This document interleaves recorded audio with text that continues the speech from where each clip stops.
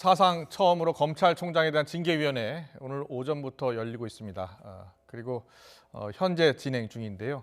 그간 베일에 쌓여 있었던 징계위원 명단도 윤곽을 드러냈죠.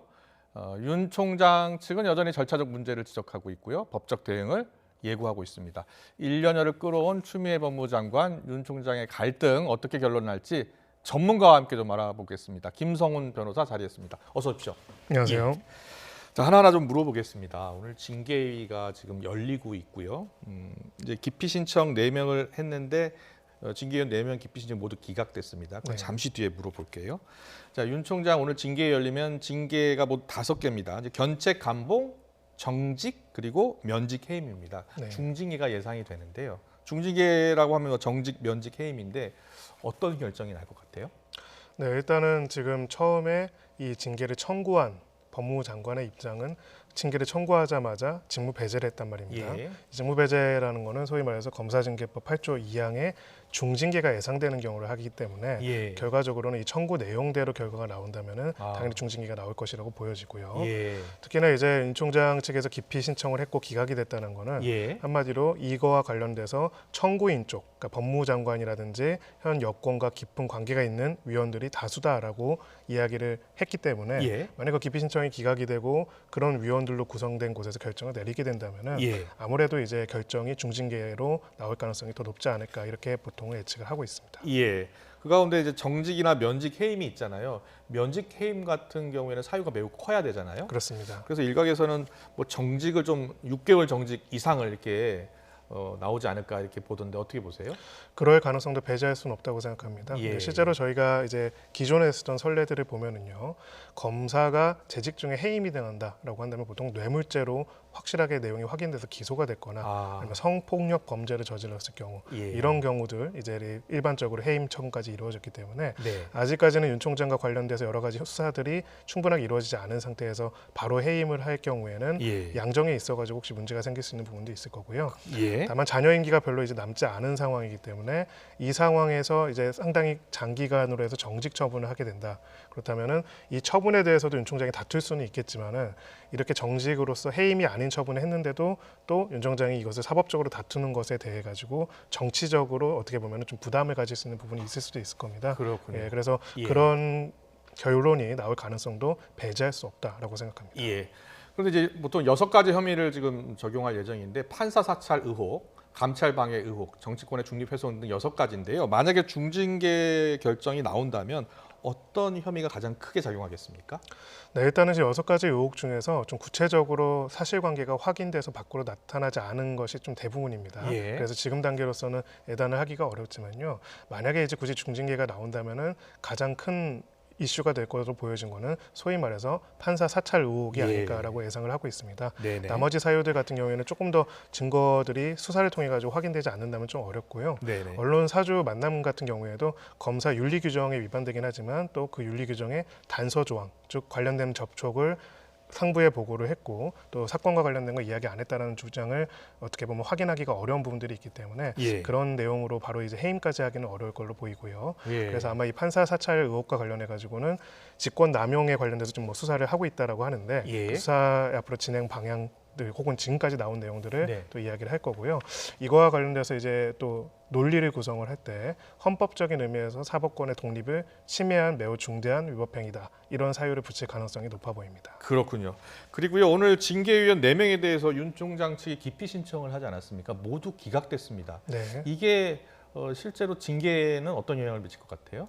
네, 결과적으로는 이제 윤 총장 측에서는 2가지를 문제를 계속 삼아왔습니다. 예. 뭐 사실 그보다 더 많지만 징계위원 구성에 관해서는 크게 말하자면은 현재 법률에서 징계를 청구한 법무부 장관이 모든 위원들을 위촉하는 구조가 소추와 심판의 분리라는 기본 원칙에 맞지 않는다. 예. 이거 자체에 대해서 지금 헌법소원을 제기한 상태고요. 그리고 설령 이제 이 상태에서 진행이 된다 할지라도 위원들의 면면을 봤을 때는 정치적으로 공정하거나 중립적으로 이 이슈를 다룰 만한 사람들이 아니라는 이유로 4명에 대해서 기피 신청을 했습니다. 예, 예. 그래서 한 명은 명은 이제 지금 법무부 차관이고요. 그리고 한 명은 두 분은 이제 외부의 교수님들이고 예. 나머지 한 명은 이제 심재철 검찰국장인데 각각의 이유는 조금씩 다릅니다. 네. 이제 심재철 검찰국장 같은 경우에는 이 징계 청구 사유에 있어서 청구의 근간이 되는 이제 감찰에 관여한 부분들이 상당히 있다라고 주장을 했고요. 예. 나머지 외부위원 교수님들 같은 경우에는 기존의 이제 검찰 개혁이라든지 혹은 윤 총장에 대해서 공개적으로 의견이 피력한 부분들이 있다라는 점을 이야기를 했는데 이 기피에 대한 최종적인 결정은 제3의 기관에서 하는 것이 아니라 예. 이 기피 신청에 대한 위원을 제외한 나머지 위원들이 하는 거기 때문에 결과적으로는 이제 A 위원에 대해 가지고 기피 신청을 한 것에 대해 가지고 나머지 위원들이 받아들이지 않으면 그냥 기각 결정이 나올 수밖에 없습니다. 예. 그래서 결과적으로는 이 기피 신청을 받아들여질 걸 기대해서 했다라기보다는 절차적인 부분에서도 이런 문제가 있고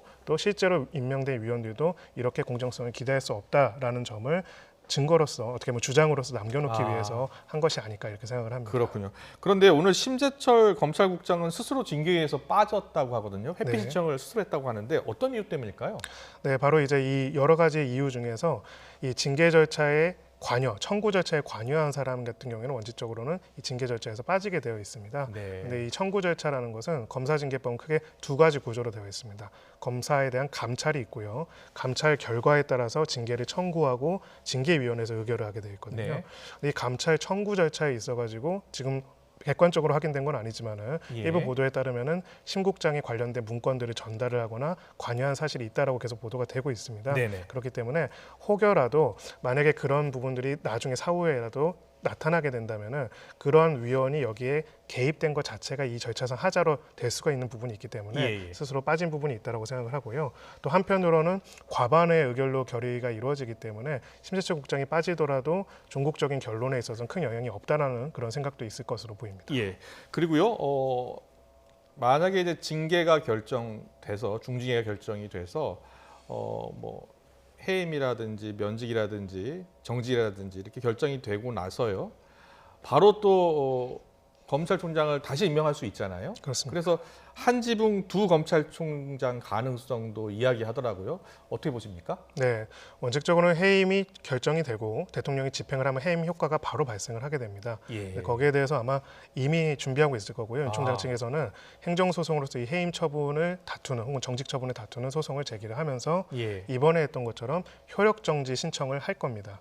네. 그래서 해임 효력 정지 신청이 받아들여지게 된다면은 예. 해임의 효력이 일시 정지되고 다시 직에 복귀하게 되는데요. 그 상황에서 다른 검찰총장을 임명한 상태라면은 예. 한지붕 두 검찰총장 사태가 나타날 수도 있습니다. 그렇군요. 실제로 이제 예, 예. 우리 케이스 중에서 많지는 않지만 일부 이제 공공기관이나 공공 뭐 오페라단 이런 곳에서 예. 두 단장이 공존했던 경우가 종종 그런 경우가 있습니다. 있었군요. 예, 그래서 그런 경우도 배제할 수 없고요. 그렇게 예. 된다면 이제 굉장히 큰 혼란이 벌어질 수밖에 없을 것으로 그렇게 예견되고 있습니다. 예, 이게 해임이나 면직될 경우에는 바로 대통령의 재가가 떨어지고 그리고 바로 후임 검찰총장을 임명할 수 있는데, 네, 예, 이게 만약에 유재열 총장이 무효소송을 제기를 하면 네, 바로 또 그게 인용이 된다면 다시 또 복귀를 하게 되니까. 네. 예, 무효소송을 제기를 하고 그 효력정지 집행신청을 또 별도로 받는다면은 예. 소송 제기만으로는 효력이 없어지진 않지만은 거기에 따라서 그 결정에 따라 가지고 다시 직에 복귀할 수 있습니다. 이번에 복귀했듯이요. 예. 예, 그렇게 될 가능성이 있기 때문에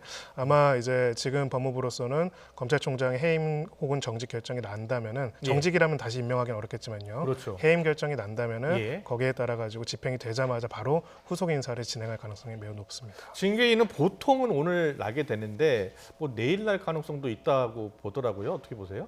네, 보통은 이런 형태의 징계위원회들은 당일날 보통 결정이 다 예, 예. 나고요. 관련된 주장들이 양쪽에서 사실 사전에 많이 하고 나서 거의 당일이나 그날 밤이라도 나오긴 합니다. 예. 그런데 지금 이 사건 같은 경우는 워낙 사안이 중대하기도 하고 복잡하기도 하고 또 일반적인 절차와 다르게 기피 신청에 대한 판단 때문에 좀 지연된 부분도 있습니다. 네. 네, 그렇기 때문에 조금 더 시간이 걸릴 가능성도 배제할 수는 없다고 생각을 하고요. 다만 통상적으로는 좀 더 빠르게 이제 그날 당일날 결정이 나오는 경우가 일반적입니다. 네, 알겠습니다. 징계의 여러 가지 변수가 있습니다. 지금까지 김성훈 변호사와 함께 얘기 나눠봤습니다. 잘 들었습니다. 감사합니다.